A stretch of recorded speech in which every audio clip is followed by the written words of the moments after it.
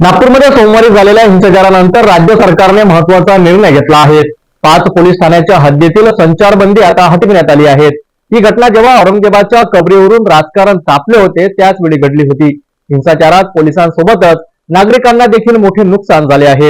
याबाबत अधिक माहिती घेऊया। नागपूरमध्ये सोमवारी 2 गटात वाद झाला। पेट्रोल बॉम्ब आणि दगडफेक केल्याने मोठ्या प्रमाणावर हिंसाचार नागपूरमध्ये सोमवारी बघायला मिळाला। या हिंसाचारामुळे अनेक गाड्यांचे नुकसान झाले आणि पोलिसांना टार्गेट करण्यात आले। अनेक पोलीस कर्मचारी सुद्धा गंभीर जखमी झाले असून काही महिला पोलिसांवर देखील हल्ला करण्यात आला।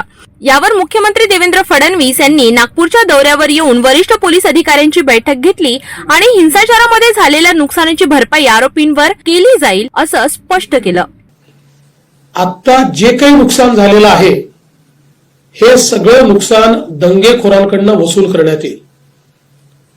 त्याची सगळी किंमत काढली जाईल आणि ते दंगेखोरांकडून वसूल केलं जाईल आणि दंगेखोरांनी ते पैसे भरले नाहीत तर त्यांची प्रॉपर्टी विकली जाईल। संचारबंदीचा निर्णय हा सोमवारपासून लागू करण्यात आला होता, परंतु आता 5 पोलीस ठाण्यांच्या हद्दीतील संचारबंदी हटविण्यात आली आहे। यामध्ये पाचपावली, शांतीनगर, लकडगंज, सक्करदरा आणि इमामबाड़ा हद्दीचा समावेश आहे।